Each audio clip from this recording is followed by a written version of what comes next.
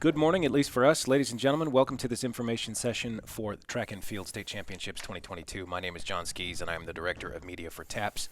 We're going to get started in just a couple of minutes, but first, I am joined by Brian Bunselmeyer, TAPS Executive Director, Robert Huckabee, TAPS Associate Director and Director of Compliance, and Will Dixon from the TAPS office staff is helping us out behind the keyboard. This recording is going to be made available on our YouTube page. If you have any questions after watching this recording, please reach out to the office, send us an email, info@taps.biz, and with that, I'm going to hand it over to Brian.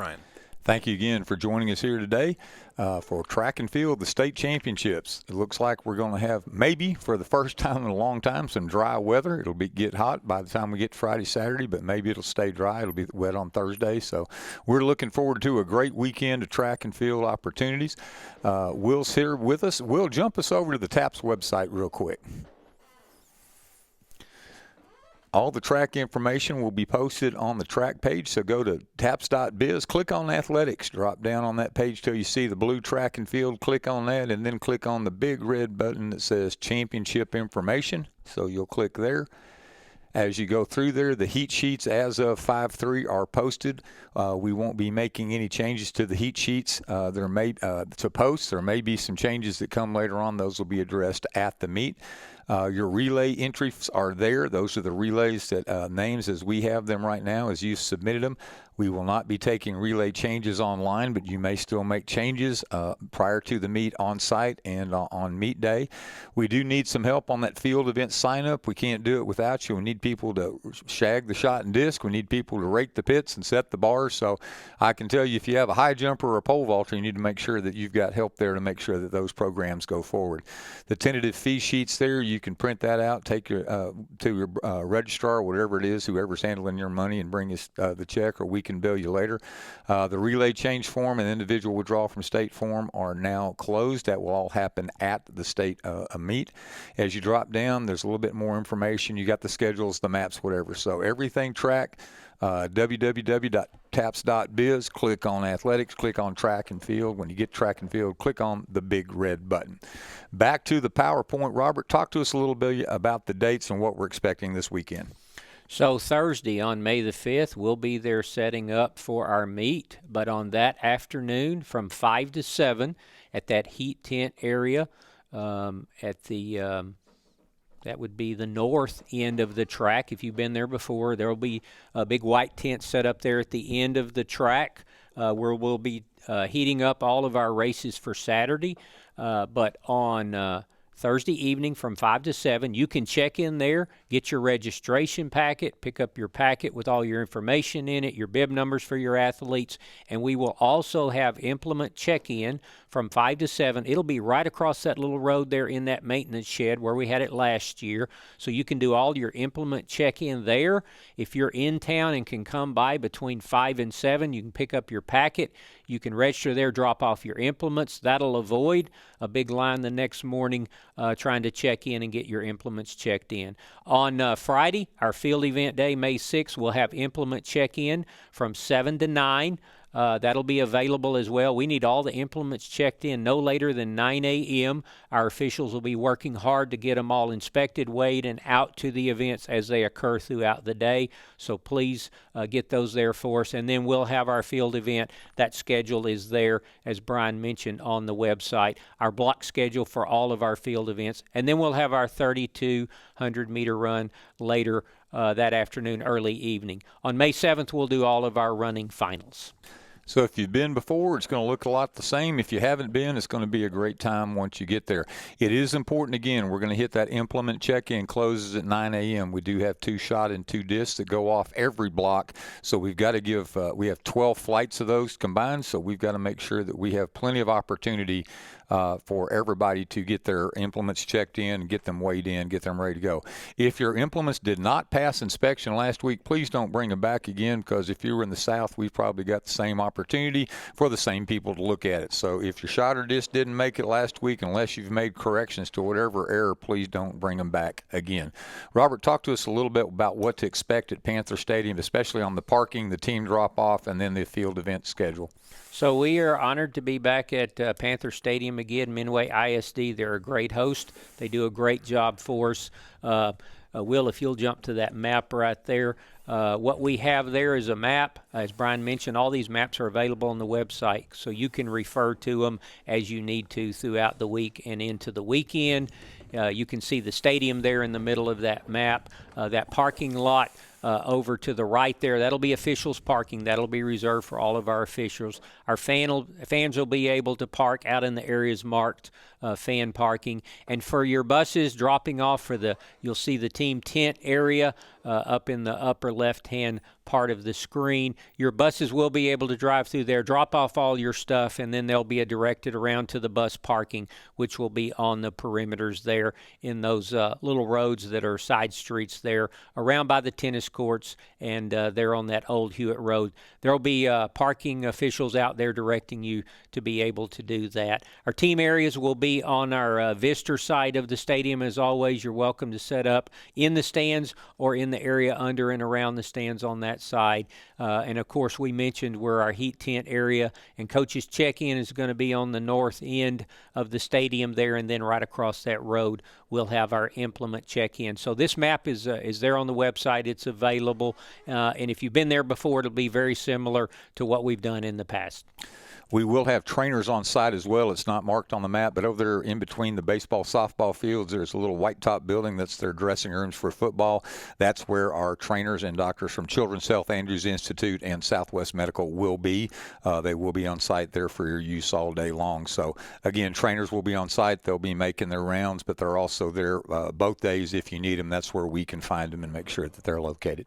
All right, Will, if you'll jump to that other map, this is where all of our events are located on field event day. I won't go through all of them in great detail. That map is up there.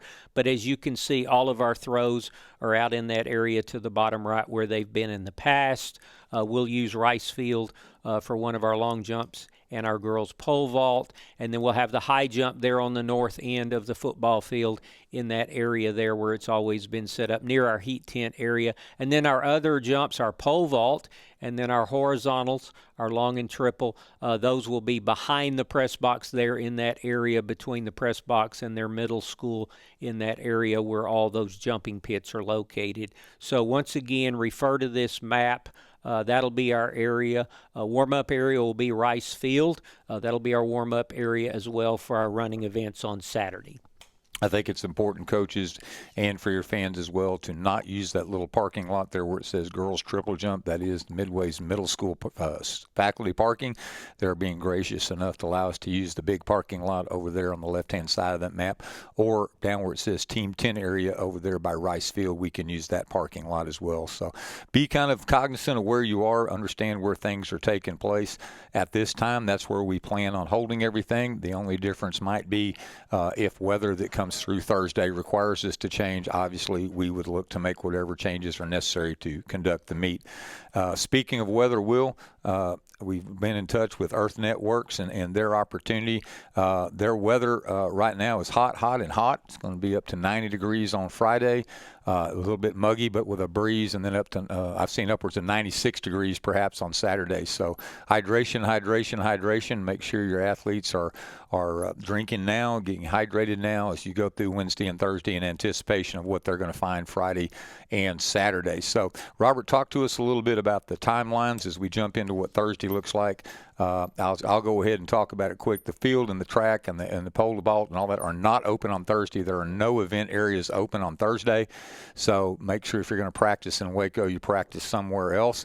But you will be able to come in. You can walk around and look at it. I know every now and then the pole vaulters want to take a run down the runway. That's not going to be allowed, and we're not going to have the pits open to be able to get your spin or whatever. So just understand, if you're coming on Thursday, it's a good chance if you want to drop off your tent area stuff.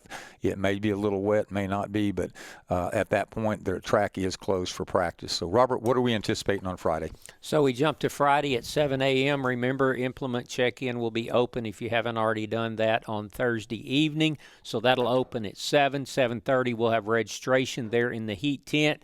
right across the street from the implement barn. So coaches can come in there, pick up your packets, get your bib numbers for all of your athletes. At 8:30, we'll begin pole vault and high jump.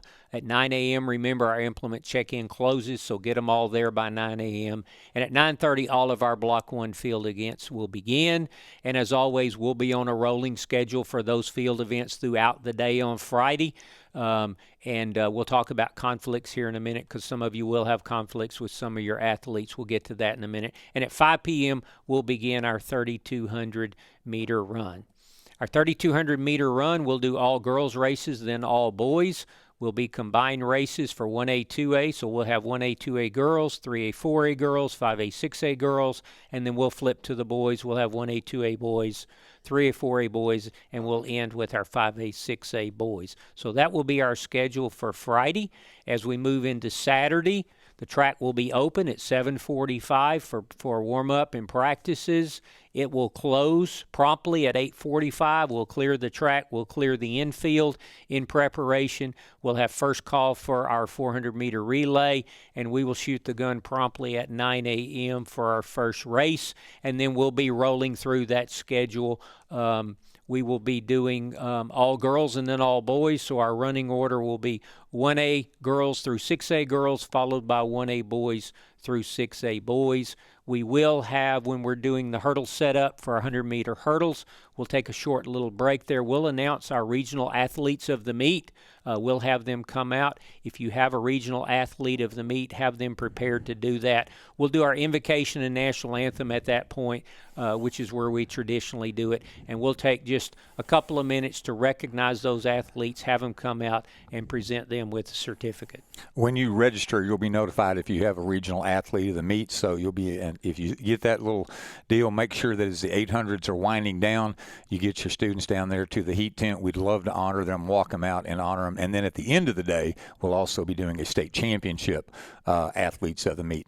The coach registration, you'll pick up your packets. You're going to get your heat sheets and your maps. You're going to do your COVID affirmation form. We've already had a couple of drop based on COVID situations at the school and following their protocols. So again, on the COVID, you're following your school protocol as to whether they can travel and compete. Pole vault certification form, just like regional, you need one for the boys and one for the girls, and you'll turn those in at the pole vault. The lead officials at that time, they will also inspect poles there. So when we talk about implement check-in, we're talking about shot put and disc. We're not talking about the pole vault poles. If you are going to withdraw from the meet, you'll fill out a form. If you haven't already, just remember the fair effort rule is in place. We'll speak about that in a minute. Relay changes, the latest we have will be printed tomorrow as we get ready to leave here on Thursday morning. So any changes after that will not be reflected in the heat sheet, but you can still make changes up until the morning of the race. You'll also be getting your coach's wristbands and your manager's wristbands. So if you've got students that are coming as managers, we'll ask you how many, put a wristband on them, and then that will get them in the stadium on either side, as will their bibs for the other students. So away we go. Robert, talk to us a little bit about what withdrawing from the state meet and an individual event at this point means, the fair effort rule, and how that all plays out. So you were given an opportunity after the completion of our regional meets. If you had a student who qualified in an individual event, you had the opportunity to withdraw them from that event before at noon this past Saturday. So that deadline is passed. There was a form to fill out. If you fill that out, then that has been noted, and those changes have been made, and those changes will be available on those heat sheets. Any withdrawal from an individual event after that falls under the fair effort rule. So for all practical purposes, after noon on Saturday, the fair effort rule was in effect and will remain in effect throughout the meet.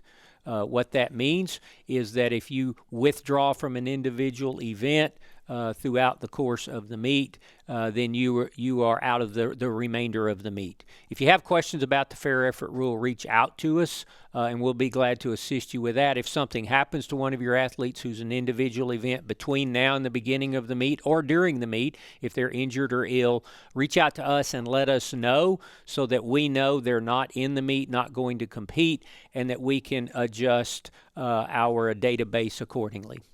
So we are there to help you. If questions come up, please make sure you reach out to us on site. We'll be glad to help walk you through the best we can. When we're talking about the stadium, the team areas can be out there in the large field southwest of Rice Field. It's a big open area. You can be in or under the visitor stands, and in those permissible areas, you can bring in coolers with outside food or drink for your athletes and for your team members. However, once you go to the other side, you cannot bring in outside food or drink into the home stands. Obviously, during field event day, people will be walking around everywhere, but once you get inside the stadium, no outside food or drink. Team areas are not allowed across the creek in the throwing area.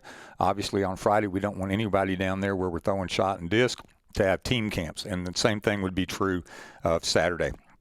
The baseball, softball areas are off limits. They will be having practice and could potentially have games during our meet. The jump area behind the home stands, especially on Saturday, is not allowed. On Friday, pole vaulters have a tendency to make their own little camps. Just remember that you've got triple jump and long jump and pole vault, so make sure you keep those folks, if you got your pole vaulters, be as close together as you can. If you have a bib or a manager's wristband, you are allowed to go into the home stands. That's where our Team IP folks will be. That's where concessions will be as well. But we don't need any team camps, particularly there. That's for our visitors and our spectators. It will get a little busy on the home side during race day on Saturday. Stadium seating on the home side, it is definitely for our fans. The visitor stands are for our teams. Again, you got to have a wristband or a bib, or you must have a coach manager wristband as well. A stadium re-entry is allowed, so your parents can come and go. They don't have to buy a second ticket. They just have to make sure they have the wristband. Big question always comes up, can I put my tent up in the visitor stands? You can. Your team can sit under the stands. However, your parents cannot put up the big tent or cannot have the big beach umbrella or team umbrella. They can have individual umbrellas until that becomes unruly, and then we'll let them know at that point whether or not we can allow that or not. Outside food or drink is allowed in the team areas. It's not allowed in the home stands, and there will be people there checking when they come in the gate. Please make sure you tell your fans. We'll have a fan info page, and we'll also send that out shortly. Tents are allowed on the visitor side, not allowed on the home side. So it sounds like we're repeating ourselves, and we are for good reason, because that's our anticipation of what it will be. Robert, talk a little bit about the running events, what we expect, and field events, what we expect once we get started with the meet. So for our running events on Saturday, remind your athletes that we'll have a call over the PA system, first call, second call, final call for each of the races throughout the day. They will check in at that heat tent at the end of the track on the north end of the stadium. They need to be in that area, prepared and ready to go. We'll have people there calling for the races. As you know, there's a gate and a fence area there, so they should congregate in that area. And then when we call their race, they need to come in race ready. They need to be ready to go. So any extra clothing, anything like that, they need to leave behind. And they need to be there checked in. They'll check in. They'll get their information. They'll be lined up, and then they'll be walked out onto the infield in preparation for their race. Once they walk out onto that infield, it is too late. They are too late. We are too close to starting the race. So if they are not there checked in by the time we walk their group out onto the infield, they'll be too late. They will not be allowed to compete. They will exit at the other end. They will exit on the southeast end over by where the training tent is. When they finish their race at the finish line, they'll exit over there. And so don't have them leave anything in that area. They won't be allowed to bring anything in the heat tent area. They need to come in ready to go. The only exception there, Robert, would be if you had somebody in the 100 or 110 hurdles coming back to run the 100, or somebody coming back to run the relay. They would obviously be allowed to come back up. But for the most part, we're going in one door and out the other door. That's why we want them race ready, not carrying a bunch of stuff. There will be some tarps out there on the ground where they can change and get ready to rock and roll. Another thing to remember is that all relay members need to check in at the same time. That's going to be very critical as we go forward. Well, we move to our field events. On Friday, our field events, we are aware there will be some conflicts from time to time, either direct conflicts in the block as you see on the schedule, or there may be some conflicts because one particular event moves a little faster or slower than the others. As coaches and athletes, it's your responsibility to keep an eye on both events. The process that we need you to follow, because we instruct our officials the same, you need to check in at both events. Coach and athlete needs to go check in at both events.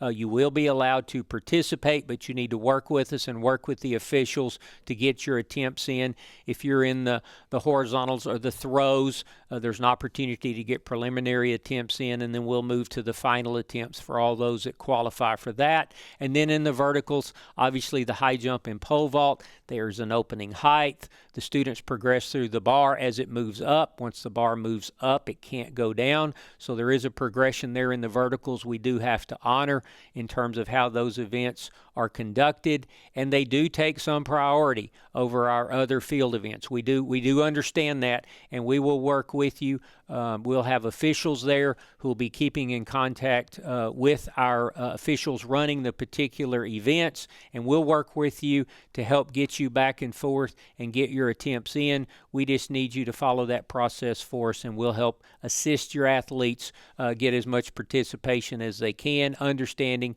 they're doubling up, and we'll work with you as long as you'll work with us. Our field event schedule, it is a block schedule we mentioned as posted, and it will be rolling throughout the day. So when one group finishes, if you're in the next group after that, be over there, be ready to go, get ready to warm up. They're gonna allow you to warm up and then roll through your event, and then they'll move to the next one on the list. We did talk about conflicts, what to do, check in at both places, and then implements. As you check them in, remember to mark your implements. For instance, if you're 2A boys, put 2AB, and then put the initials of your school on there so it can be identified once it gets to the event, and or if it doesn't pass, you'll be able to come pick it up afterwards. Remember, that's Thursday from 5 to 7 for implement check-in, or Friday from 7 a.m. to 9 a.m. They will be inspected as they were at regionals for weight, dimension, and defects. And then remember, all those that do pass and go out to the site can be used by anybody in that particular group, and then you'll take those with you when you're done. Just a reminder about the girls' shot. We had this at regionals. We have it every year. We'll have it again at state. The girls' shot is 4.0 kilograms. That is 8.8 pounds. That's not 8 pounds. There are some 8-pound shots out there that get mixed up with our girls' shots. So please make sure that you check those, and those are good to go. As we move to the pole vault, you will check in at the event. Your coach's signed form must be turned in to the event manager at that time, one for the boys and one for the girls when they come up, not on both on one sheet. So when you get there, they're going to be expecting to see you. They're going to expect to see your athlete. They're going to expect to see that form, and then they can visually inspect poles. One thing, make sure the poles are appropriate for the vaulter, that they are in good condition. They meet all NFHS rules and regulations. I don't know that we have anything combined right now. That would be on the block schedule, and we'll walk through that on the day of the event. One thing that's true of in pole vault is at the regional level for both high jump and pole vault, you got one extra height once you had won the event. Here we are following the National Federation rules of progression. So once you have won the event, you still get to progress up to try to go to a new state record or perhaps a new PR. In order to allow that, though, that means we've got to push a little harder in the underlying deals, so expect to be asked to continue at a good pace. Obviously, if it takes somebody 45 minutes to go from winning the championship to tapping out at the back end, we've got to make that 45 minutes up somewhere for the rest of the day. So again, you will be allowed to continue up with normal progression. Our vaulting officials and high jump officials are some of the best in the business. They'll walk us through. We appreciate everything they do for us. And again, make sure you've got field event workers over there to help set a bar or whatever they need during the pole vault. The opening heights, regardless of what you cleared at regional, for high jump it's 4.4 and 5.4. For pole vault it's 7'9". So even if they only cleared 6'6" at the regional level, the bar will start at 7. So we don't go 6 inches below or 2 inches below minimum qualifier. The bars will be set at 4.4 and 5.4, 7 foot and 9 foot. So when you get there, be prepared and ready to make that happen. The field event workers, we can't run the meet without you. We got a little shy in the south. I don't know, Robert, how you were in the north, but we had good participation.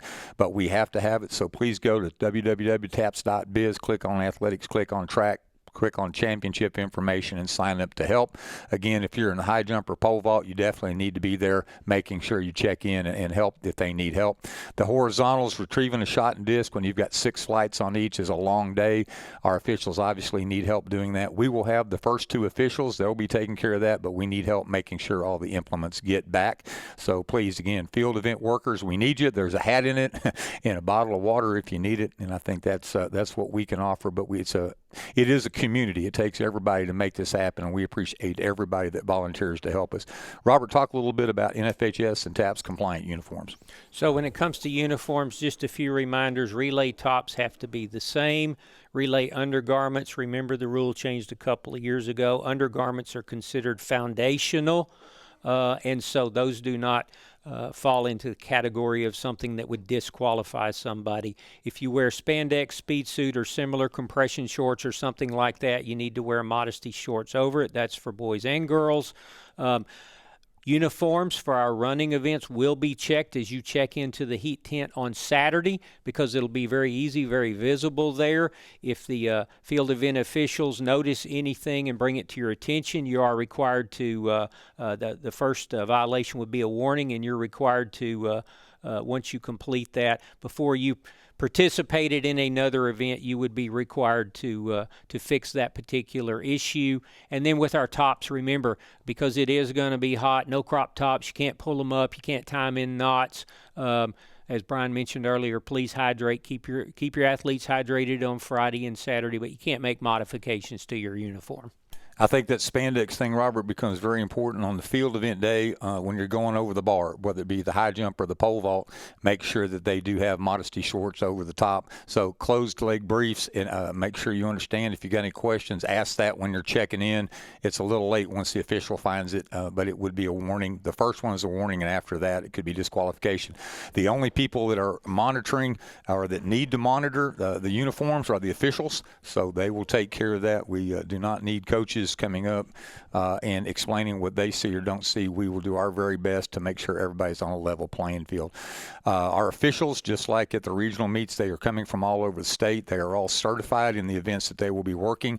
Remember that for your distance runs, there will be curve officials. There will be officials out there on the 300 hurdles. So if you're hooking a hurdle or you step on the inside of the track, they'll give you a couple of warnings, but they are there. We've had disqualifications in the past on the relays, on the lanes. If you run 2 or 3 steps on the inside of that line, there is somebody there watching. There will be exchange zone officials for all events, so they're watching as well. We did have a few DQs down in our region last week. I'm sure Robert had a couple up there, so make sure that they know the exchange zones, and it will be tape, and tape. I said it a couple of times at the South, no tennis balls, golf balls, soda straws, business cards, whatever it may be. It's going to be white athletic tape as you get ready to rock and roll and set your marks. A reminder that the officials' ruling is final and not subject to protest. So if the starter says you jumped, or if they say that the mark was a mark or a scratch is a scratch, that's an official's opinion. It's not subject to protest. However, I'm going to let Robert rock in right here as he is the Director of Compliance. Robert, talk to us a little bit about this slide that talks about what protests really are. So if we look at things that might be protestable, those situations would be a misapplication of a rule, a correction of a clerical error, an official wrote something down and then they didn't carry that through to the end and didn't have the correct mark on there. Those are things we can fix. Correction of the meet results. If something gets published different than what the actual result was, we certainly can fix that, or some type of procedural error. As Brian mentioned, things that are not subject to appeal, we have this all the time. There's a relay exchange zone violation. A coach comes over and says, hey, I want to protest that. That is not protestable. That is the judgment call of the officials that made that particular call in that event, and those are not the decision of the finish line judge or the timers is not. We do, however, allow you, as time allows during the meet, on running day, our finish line photo, if it's a bang-bang finish, and for instance, the two involved were both wearing blue or something like like that, if you as a coach want a chance to view that finish line video, we do allow that opportunity to make sure that you see for yourself that that was in fact the finish and that the timers got it correct. Whether a start is fair or legal is solely within the discretion of the starter. The starter and the backup starters, if there is a false start, they get together, they talk about the situation, and then they make a decision whether it was a false start or not, and that is final and that is not subject to protest. Brian? I think the same thing true, Robert, is in the exchange zones, or especially in the longer distances. If there's contact coming down a straight or in a curve, that's strictly the decision based on the official's decision. We can always go ask. But anytime you have a question, whether protest or whether it's going to be I want to see the finish or whatever, please make sure that you start at the heat tent, whether you see Steve, and then he'll get you with Robert or I, and we'll talk you through where we are. We're there to help and assist. But again, National Federation rules and TAPS rules, if it's a game official's decision, in this case, if it's the curve judge or if it's the exchange judge, if it's the starter, those things are not subject to protest. So you're really looking at a rule. And having the facility set up last week for the UIL regionals and now this week for our state, I feel like we're going to be on pace for a really good opportunity. Live results will be posted on wahoosports.com. We'll tweet that a couple of thousand times probably between now and then. We'll also have a fan info page that's coming out. Remember that any official results, they are unofficial when they first go up there. The officials may change the order if we have a disqualification or after a review. So those are unofficial results. Officials' results will be back on the track championship page, right back there where you found the heat sheets. It'll have final results. That will be at the conclusion of the meet Saturday night. Before we leave, we'll try to get all those up. As a reminder on the awards, points are placed through all 8 places in an event. So everybody that competes 1 through 8 will, as long as they make a qualified mark or they're not disqualified, can earn a point for your team. We will be giving awards to the top 3 finishers in each event. Team awards 1st through 4th place. An athlete of the meet will be awarded for the state championship meet, and then academic all-state if you're a state qualifier, not an alternate. If they qualified for state, they're a junior or senior and a cumulative GPA or 90 better, they are eligible for academic all-state. Robert, talk to us a little bit about how the awards will be distributed and what to expect from that standpoint. So on our first day on Friday, on field event day in 3200, keep this in mind. We'll give medals for 1st through 3rd place finishers, and those will be awarded at the site immediately after your event is over. So as soon as the event is over and the results are announced by the official, they will pass out those medals 1st through 3rd at the event. For the 3200 that evening, those will be given to the runners as they finish that race. So on Friday, all of those awards will be given directly to the competitors as they finish. On day 2, our running events for day 2, those can be picked up throughout the day in our awards tent. The awards tent is going to be over on the visitor side, down between the stands and the concession stand. It'll be clearly identified down there. So once your athletes finish a race on Saturday, give us a little bit of time, at least 30 minutes or more, because we're going to have a 30-minute period where people could ask questions and make sure those results are final. But once they're posted as final, the athletes can come directly over to that awards tent. They can pick up their awards on an individual basis. They'll just get their award and sign there for that, so we'll know they received it. And those will be available there. And then at the end of the meet, we'll do our awards. We'll announce all the results for the team awards, and we'll announce the athletes of the meet in each classification. I know everybody's going to be ready to go home, Robert, when we get to that 4x4 and that last gun goes up, but it does take a little bit to tabulate. Remember, we have to do an exceptions report to make sure no athletes participated in more events than they were able to do. So it does take a little time to get the final scoring, but we will do and announce those awards down on the infield. So we look forward to that opportunity. Always look forward to handing out medals. It's always one of the better parts of our day. As I think through about final thoughts as we get ready for state track, we are so glad that we are back. We're so glad to be in person. We're looking forward to a great host in Midway ISD there at Panther Stadium. Thanks to Wahoo Sports. Thanks to all of our officials.